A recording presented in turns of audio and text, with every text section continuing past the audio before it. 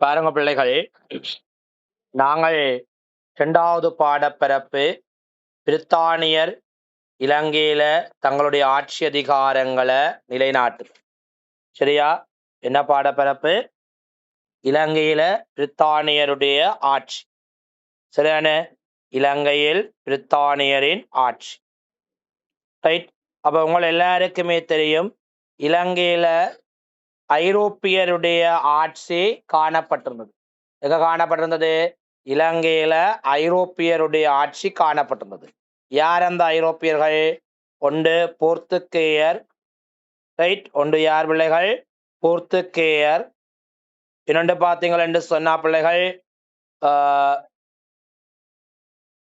போர்த்துகேயர், ஒல்லாந்தர், ஆங்கிலேயர் என்று சொல்லப்படுகின்ற ஆட்சியாளர்கள் இலங்கையில காணப்பட்டது. யாருடைய ஆட்சியாளர்கள் பிள்ளைகள்? போர்த்துகேயர், ஒல்லாந்தர், ஆங்கிலேயர் என்று சொல்லப்படுகின்ற ஐரோப்பியர்களுடைய ஆட்சி இலங்கையில காணப்படுது. ரைட்.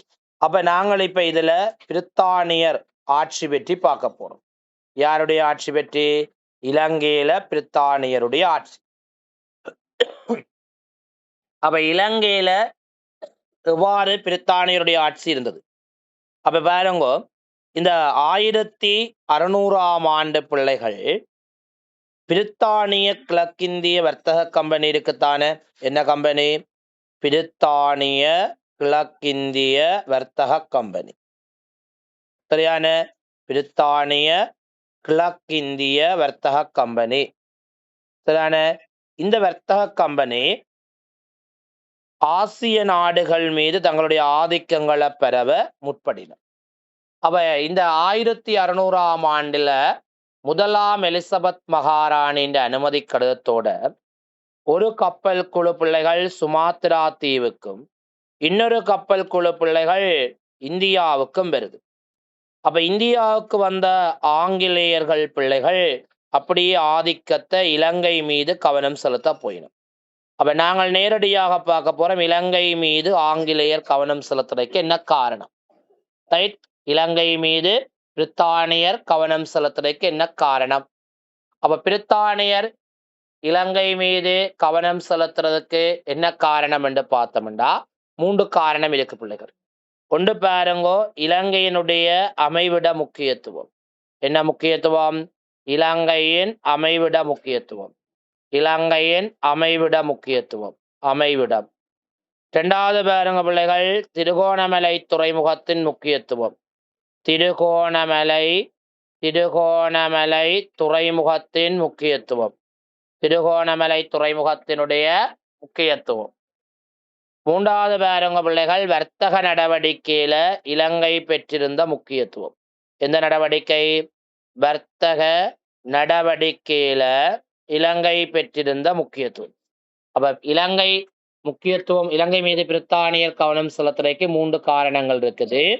ஒன்று இலங்கையினுடைய அமைவிட முக்கியத்துவம், 2வது திருகோணமலை துறைமுகத்தினுடைய முக்கியத்துவம், 3வது வர்த்தக நடவடிக்கையில இலங்கை பெற்றிருந்த முக்கியத்துவம். ரைட். அப்ப உங்கள் எல்லாருக்கும் தெரியும் பிள்ளைகள், இலங்கையின் அமைவிட முக்கியத்துவம், இலங்கை எவ்வாறு அமைவிடத்துல சிறப்புற்றிருக்குது என்று பார்த்தோம்டா 18ஆம் நூற்றாண்டு இருக்குத்தானே. எத்தனையாம் நூற்றாண்டு? 18ஆம் நூற்றாண்டு. சரியா பிள்ளைகள்? எத்தனையாம் நூற்றாண்டு? 18ஆம் நூற்றாண்டாகின்ற போது, எத்தனையாம் நூற்றாண்டு? 18ஆம் நூற்றாண்டுல பிள்ளைகள் இந்த இந்தியாவின் கிழக்கு, அதை விட மேற்கு கரையோர பிரதேசங்கள் இருக்குத்தானே, அந்த ஆட்சி அதிகாரத்தை யார் பெற்றிருக்கணும்டா? பிரித்தானியர் பெற்றிருக்கணும். இந்தியாவின் கிழக்கு மேற்கு பகுதியில பிரித்தானியருடைய ஆட்சி அதிகாரம் காணப்படுது. யாருடைய? பிரித்தானியருடைய ஆட்சி அதிகாரம் காணப்படுது. அப்ப இந்த பிரித்தானியர்கள் அந்த பிரதேசங்களை ஏனைய ஐரோப்பியரிடமிருந்து பாதுகாக்கும். இந்த கிழக்கு மேற்கு பிரதேசங்களை ஏனைய ஐரோப்பியர், அந்த ஏனைய ஐரோப்பியர் என்றதார்? இந்த பிரான்சியர். இவரெல்லாம் அவருடைய எதிரியானவர்கள். இவர்கிட்ட இருந்து பாதுகாக்கணும். அப்படி பாதுகாக்கணும்டா தனியொரு தீவு ஒன்று தேவைப்படுது. அப்ப இந்தியாவுக்கு தெற்கு பகுதியில பார்த்தீங்கன்னா தனியொரு தீவு இருக்குது. அப்ப இந்தியாவின் தெற்கு பகுதியில காணப்படுகின்ற தனியான தீவு என்ன? இலங்கை தீவு. அப்ப இதனால பிரித்தானியர் இலங்கை மீது கவனம் செலுத்தினர். இது முதலாவது இலங்கையின் அமைவிட முக்கியத்துவம். இரண்டாவது அமைவிட முக்கியத்துவம் பாருங்கடாப்பா. இலங்கையின் அமைவிடம் இந்தியாவுக்கு பாதுகாப்பு மட்டுமன்றி இந்து சமுத்திர கடலாதிக்கம் இருக்குத்தானே. என்ன கடலாதிக்கம்? இந்து சமுத்திர கடலாதிக்கம். அதை மேற்கொள்வதற்கும் இலகுவாக இருந்தது. அப்ப இலங்கையின் அமைவிடத்துல இரண்டாவது விஷயம் என்ன பிள்ளைகள்? இந்தியாவின் பாதுகாப்பு மட்டுமன்றி இந்து சமுத்திரத்தின் கடலாதிக்கத்தை மேற்கொள்வதற்கும் முக்கியமானதாக என்ன செய்யப்படுது என்று சொன்னா காணப்பட்டிருக்கு. மூன்றாவது விடயம் பாருங்க பிள்ளைகள், இந்த மேலத்தேய கீழத்தேய நாடுகள் இருக்குதானே. இந்த மேலத்தேய கீழத்தேய நாடுகளினுடைய கடற்பாதையின் மத்திய நிலையமாகவும் இலங்கை திகழ்ந்திருக்கு. கடற்பாதையினுடைய மத்திய நிலையமாகவும் இலங்கை திகழ்ந்திருக்கு. மேலத்தேய கீழத்தேய நாடுகளின் கடற்பாதையினுடைய மத்திய நிலையமாகவும் திகழ்ந்திருக்கு. அப்ப திருப்பி பாருங்க, முதலாவது விடயம் என்ன? 18ஆம் நூற்றாண்டுல இந்தியா கிழக்கு மேற்கு பிரதேசங்கள்ல தங்களுடைய ஆதிக்கங்களை நிலைநாட்டி இருக்குது. அது ஏனைய ஐரோப்பியருடைய ஆதிக்கத்திலிருந்து பாதுகாக்கணும். அப்ப அதற்கு ஒரு தனியொரு தீவு தேவைப்படுது. அப்ப இந்தியாவின் தெற்கு பகுதியில் அமைந்திருந்த தீவு என்ன பிள்ளைகள்? இலங்கை. இரண்டாவது, இலங்கை இந்த அமைவிடம் இந்தியாவுக்கு பாதுகாப்பு மட்டுமன்றி இந்து சமுத்திர கடலாதிக்கத்துல முன்னணியாக விளங்குது. மூன்றாவது, மேலத்தேய கீழத்தேய கடற்படையினுடைய மத்திய நிலையமாக இலங்கை என்ன செய்யப்பட்டிருக்கு என்று சொன்னால் அமைய பெற்றிருக்குது.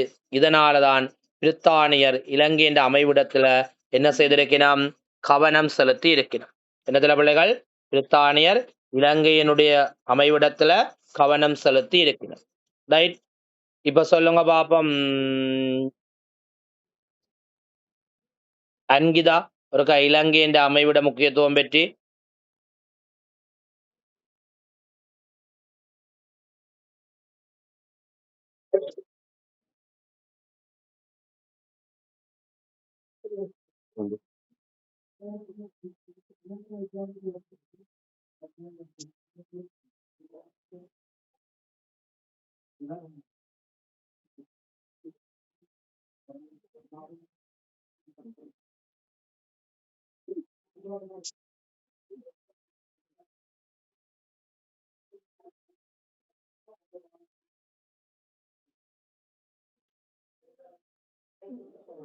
அது இது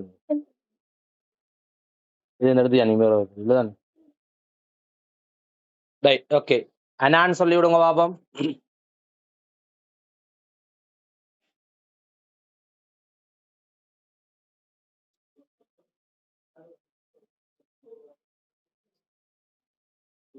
இலங்கையின் அமைவிட முக்கியத்துவம் பற்றி அனான்னு சொல்லுங்க பாப்போம்.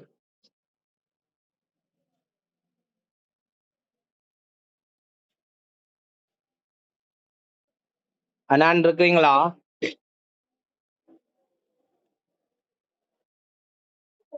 சொல்லுங்க இலங்கையின் அமைவிட முக்கியத்துவம்.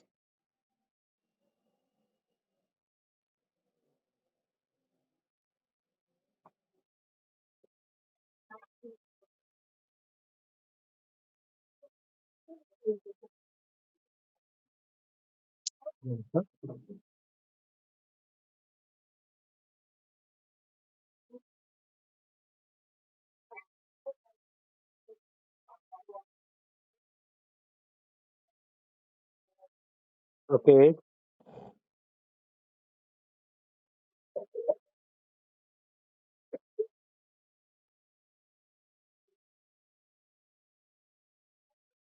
Okay,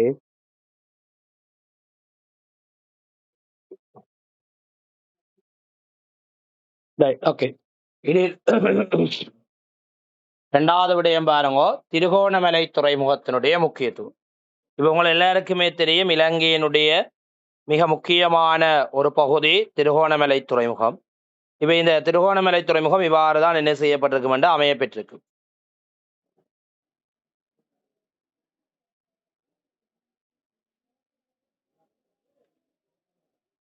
right.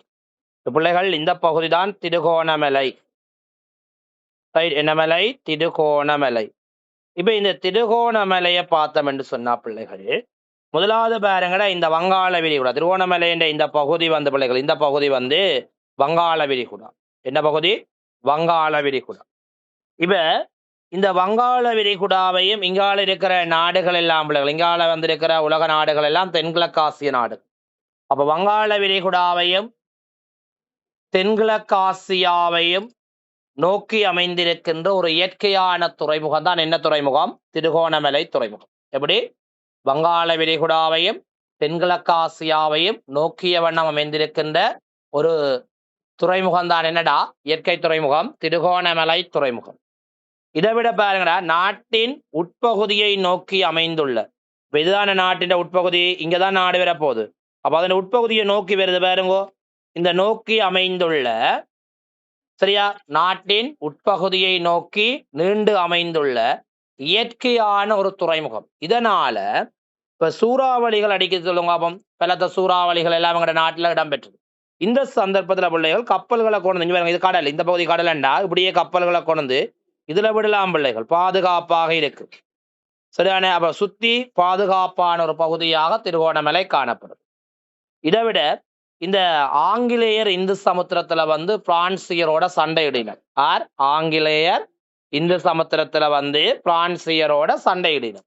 சண்டையிடுகின்ற போது இந்த திருகோணமலை துறைமுகம் வந்து போர் நடவடிக்கைகளுக்கு உகந்ததாக இருக்குது. ஏன்? இதுல இருந்து கொண்டு அந்த ஆதிக்கங்களை கவனிக்கலாம். சரியா? அந்த இடங்களை வந்து என்ன செய்யக்கூடியதாக இருக்குது? கவனிக்கக்கூடியதாக இருக்குது. அப்ப பிள்ளைகள் பாருங்க, முதலாவது விடயம் என்ன சொன்னான்? வங்காள விரிகுடாவையும் தென்கிழக்காசியாவையும் நோக்கி அமைந்துள்ள ஒரு இயற்கை துறைமுகம். இரண்டாவது, நாட்டின் உட்பகுதியை நோக்கி நீண்டு அமைந்துள்ள இயற்கை துறைமுகமாக காணப்படுறபடியா ஆபத்தான சூறாவளிகளிலிருந்து கப்பல்களை பாதுகாத்து கொள்ளக்கூடியதாக இருந்தமை. அடுத்த மூன்றாவது, ஆங்கிலேயர் இந்து சமுத்திரத்தில் பிரான்சியருடன் மேற்கொண்ட கடற்சண்டைகளின் போது திருகோணமலை துறைமுகம் போர் நடவடிக்கைகள்ல முக்கியத்துவம் பெற்றவையாக காணப்பட்டிருக்கு. ரைட். இதுதான் திருகோணமலை துறைமுகத்தினுடைய முக்கியத்துவம். ரைட். இப்ப சொல்லுங்க பாப்போம், திருகோணமலை துறைமுகத்தின் முக்கியத்துவத்தை யார் சொல்ல போறீங்க? நிவாசினி சொல்லுங்க பாப்போம், திருகோணமலை துறைமுகத்தினுடைய முக்கியத்துவத்தை. திருகோணமலை துறைமுகத்தினுடைய முக்கியத்துவத்தை.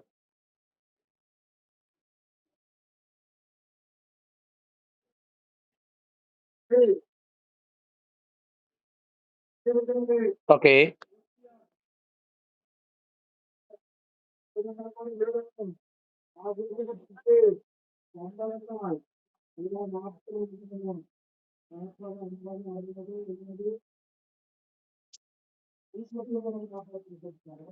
ம்.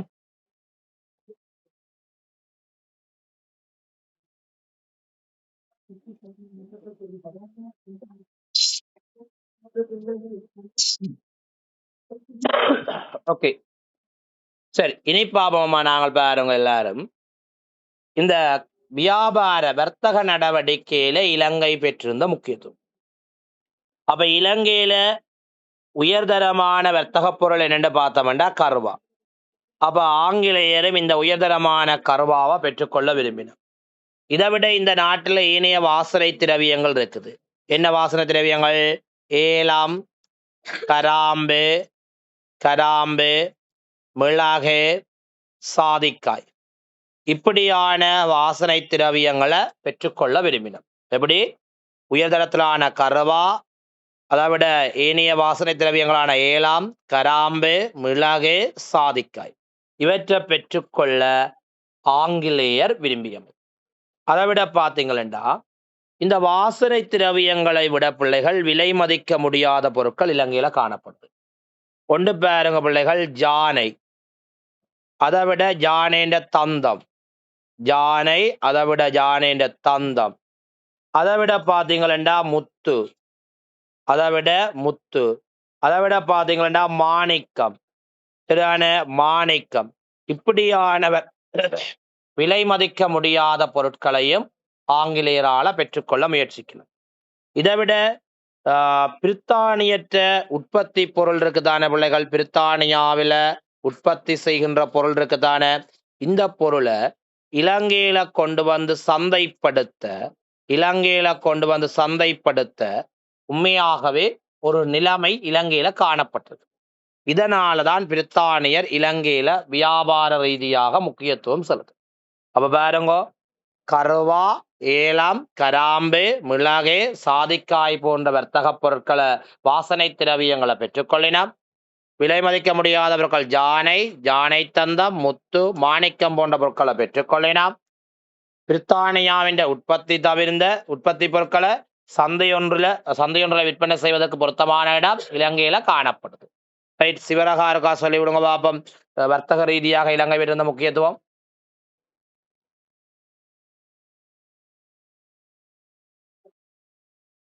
ம்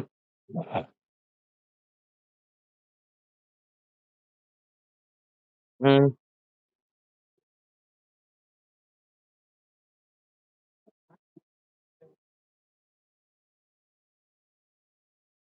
ரைட், ஓகே, வெரி குட். இப்ப பாருங்க பிள்ளைகள், நாங்கள் பிரித்தானியர் இலங்கை மீது கவனம் செலுத்தியமைக்கான காரணங்கள் பார்த்து, இதுக்கு பிறகு பிள்ளைகள் இந்த ஆங்கிலேய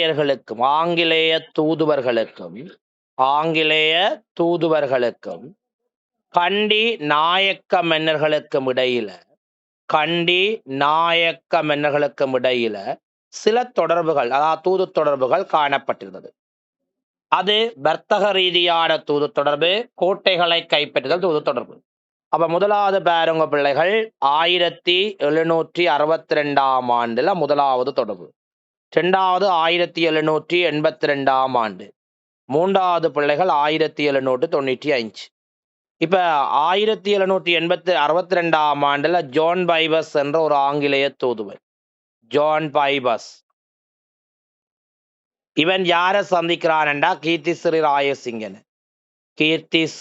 ராயசிங்கன். இப்ப இவனை சந்தித்து என்ன செய்யறான்டா? வர்த்தக ரீதியான தொடர்பை மேற்கொள்றான். என்ன தொடர்பு? வர்த்தக ரீதியான தொடர்பு. அப்ப என்ன தொடர்பு பிள்ளைகள்? வர்த்தக தொடர்பு. சரியான வர்த்தக தொடர்பு. அடுத்த பாருங்க பிள்ளைகள், 1782 யார் ஆங்கிலேய தூதுவன்? கியூ போயிட்.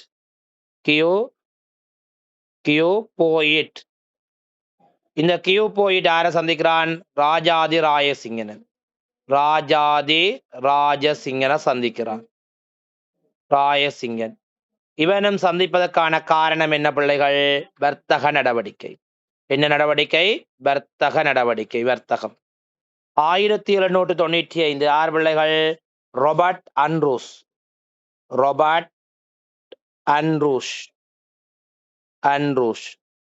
இந்த ஆங்கிலேய தூதுவன் யாரை சந்திக்கிறான்? அவனன் ராஜாதி ராயசிங்கனை சந்திக்கிறான். இதன் நோக்கம் என்ன? கோட்டைகளை கைப்பற்றல். ஆரட்டேந்து கோட்டைகளை கைப்பற்றல்? ஒல்லாந்தரிடமிருந்து கோட்டைகளை கைப்பற்றல். எந்த கோட்டை? பெட்ரிக் கோட்டை. அப்ப பாருங்க, இந்த ஆங்கிலேய தூதுவர்கள் கண்டிய மன்னர்களோட தொடர்பை ஏற்படுத்தினர். இதனால ஆங்கிலேயர் மலையகத்தோட ஒரு உறவை ஏற்படுத்துகின்ற ஒரு வெளிப்பாடு ஆரம்பமாகுது. இதுல பிள்ளைகள், நீங்கள் ஒல்லாந்தர் படிச்சிருப்பீங்கள். இந்த ஜோன் பைபஸோட ரகசியமாக கீர்த்தி ஸ்ரீ ராயசிங்கன் தொடர்பை ஏற்படுத்தின போதுதான் 1765 ஒல்லாந்தர் கண்டி மீது படையெடுத்தது.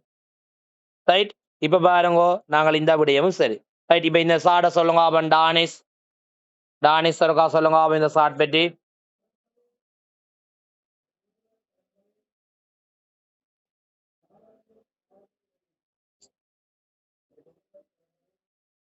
பிரணவன் ஓம் சொல்லுங்க. இந்த கண்டிய மன்னர்களுக்கும் ஆங்கிலேய தூதுவும் பற்றி சொல்லுங்க பாப்போம்.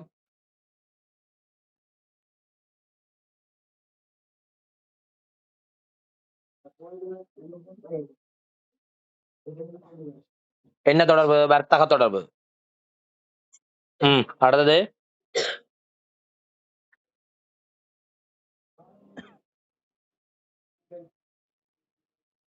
போயிட்.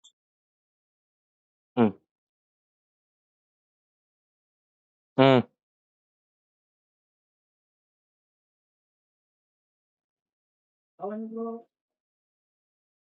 ரூஷ் ராஜாதி ராயசிங்கனோட ஓகே, சரி.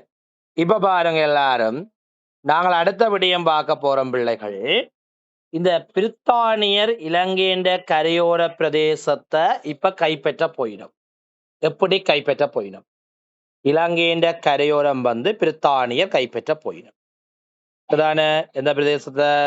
இலங்கையினுடைய கரையோர பிரதேசத்தை வந்து யார் பிள்ளைகள் கைப்பற்ற போயினும்? பிரித்தானியர் கைப்பற்றி கொள்ள போயினும்.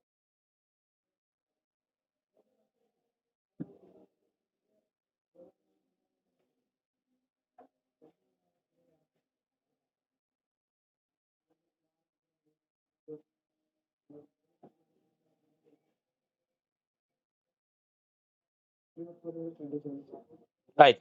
இப்ப இது ஒரு இலங்கை. இந்த இலங்கையின் கரையோரம் முழுவதையும் யார் கைப்பற்ற போயின பிள்ளைகள்? பிரித்தானியர் கைப்பற்ற. எப்படி என்று பார்ப்போம். இப்ப பிள்ளைகள் ஐரோப்பாவில் ஒரு தேசம் இருக்கு பிள்ளைகள், பிரான்ஸ். இந்த பிரான்ஸ் என்ற தேசத்துல பிள்ளைகள் உங்களுக்கு தெரியும், மன்னர் ஆட்சி முறையிலிருந்து இந்த பிரான்ஸ் சுதந்திரம் அடைந்து 1789 ஆண்டுல பிரான்ஸ் என்ற நாடு சுதந்திரம் அடையுது. அப்ப தன்னுடைய சுதந்திர கொள்கைகளை பிரான்ஸ் ஏனைய நாடுகள்ல பரப்ப முற்படுது. அவ்வாறு முற்பட்ட போதான் பிள்ளைகள் பிரான்ஸ் ஒல்லாந்து மீது ஆக்கிரமிக்குது. பாருங்க, ஐரோப்பா தேசத்துல இப்படி இருக்கும் பிள்ளைகள். இங்க பாருங்க, உதாரணமாக இது போர்த்துக்கல், இது இஸ்பானியா, இப்படி இருக்கும் இஸ்பானியா, இது பெல்ஜியம், இதுக்கு மேல ஒல்லாந்து, இங்கால இப்படியே பிரான்ஸ் என்ற நாடு இருக்கு. இங்கால சைட்ல பிரித்தானியா என்ற நாடு இருக்குது. இப்ப இந்த நாடு தான், இந்த நாடு பிள்ளைகள் பிரான்ஸ் என்று சொல்லப்படுற நாடு. இப்ப இந்த பிரான்ஸ் இந்த இதுல இருக்கிற இந்த ஒல்லாந்து மீது தன்னுடைய ஆதிக்கத்தை செலுத்துது. அப்ப ஒல்லாந்தனுடைய ஆட்சியாளன் ஆரண்டா பிள்ளைகள் ஒரேஞ்ச் வில்லியம். ஆர் பிள்ளைகள்? Orange William. சரிதான? Orange William. இவர்தான் ஆர் ஒல்லாந்த இளவரசர்.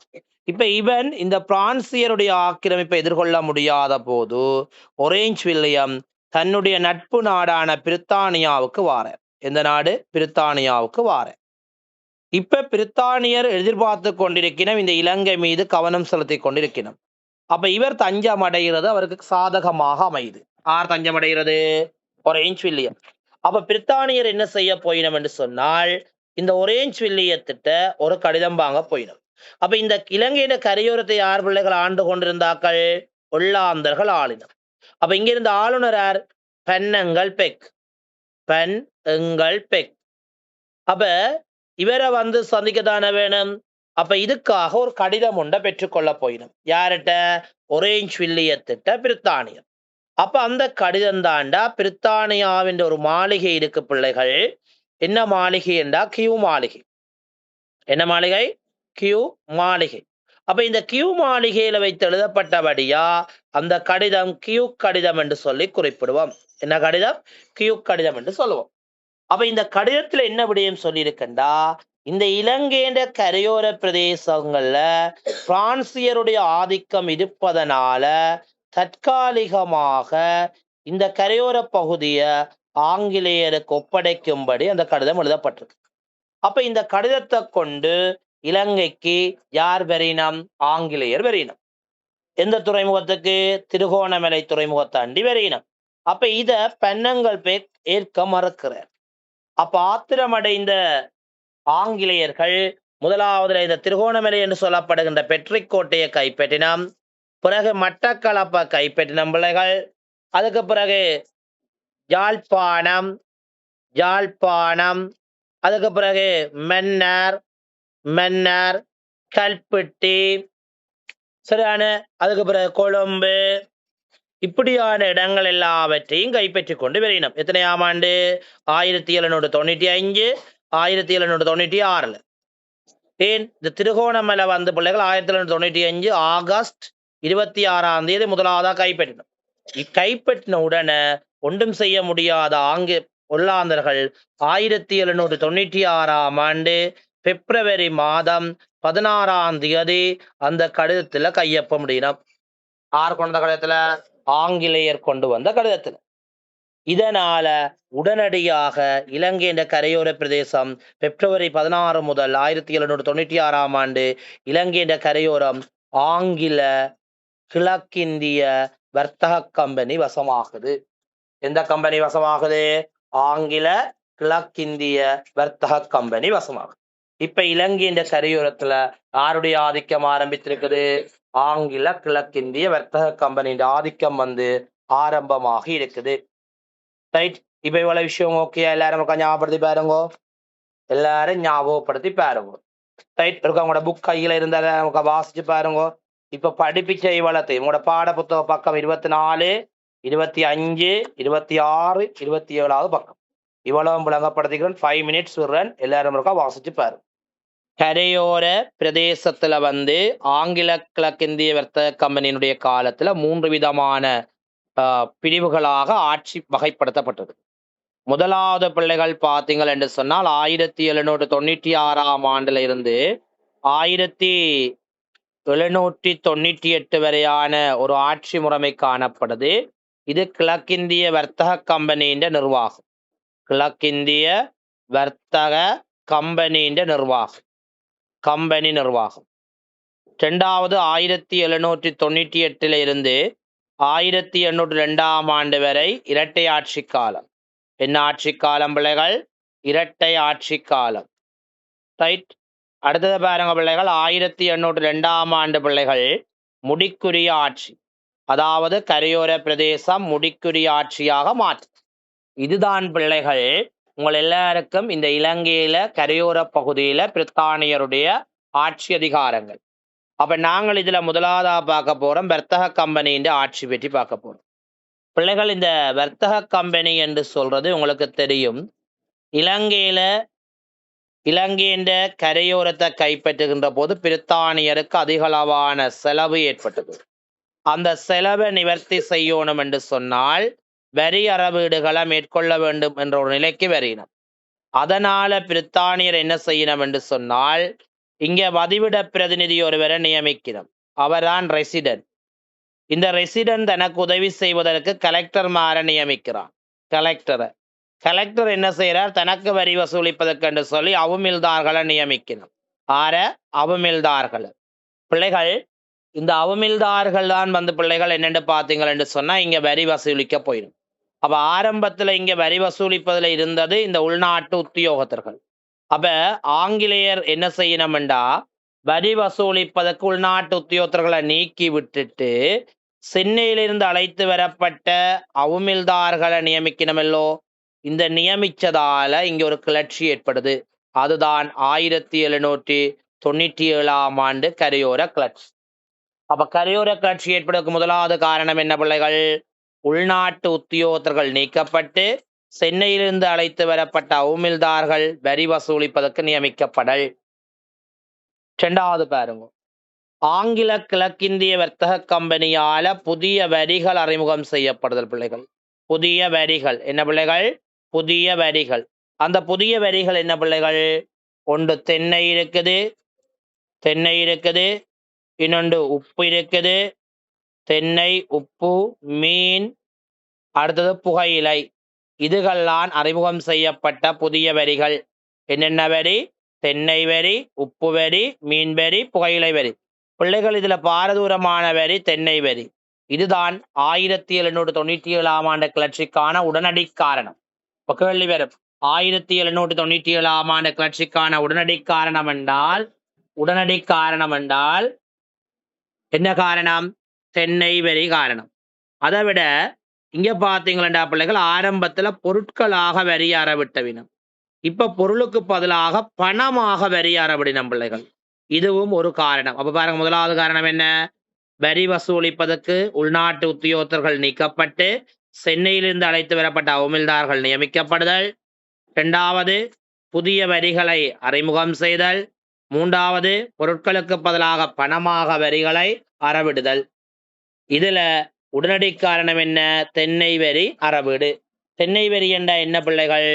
உங்களோட வீட்டுல அல்ல உங்களோட காணியில 10க்கு மேற்பட்ட தென்னை மரங்கள் இருந்தா பிள்ளைகள், ஒரு தென்னை, 11ஆவது தென்னை மரம் இருக்குதுன்னு வைங்கவன், அந்த 11ஆவதா இருக்கிற தென்னை மரத்துக்கு நீங்க வரி கட்டணும். எப்படி என்றா, ஒரு வெள்ளிக்காசு வீதம் கட்டணும். அப்ப பணம் வரையறுக்கப்பட்டிருக்குது. அப்ப மக்கள் எங்க போறது பணத்துக்கு? அப்ப வெள்ளிக்காசு வீதம் செலுத்துகிற போதுதான் முரண்பாடு ஏற்படுது. அது 1797 ஆண்டு கிளர்ச்சிக்கு உடனடி காரணமாக இருக்கு. அப்ப இவ்வளவும் தான் 1797 ஆண்டு கிளர்ச்சிக்கான காரணங்கள். ரைட். இப்ப இதுல ஒரு ஆள் சொல்லி விடுங்க பாப்பம். படி ஒரு கால் 1797 ஆண்டு கிளர்ச்சிக்கான காரணங்களை சொல்லி விடுங்க அபிஷேக்.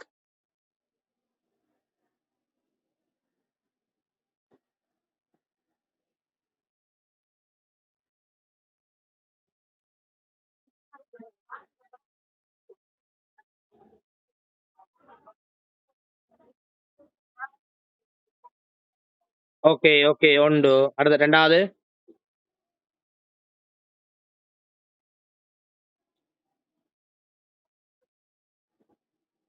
புதிய வரியாளர்கள் நியமிக்கப்படுதல். ஓகே. அடுத்த பொருட்களுக்கு பதிலாக பணமாக வரி அறவிடுதல். ரைட். ஓகே.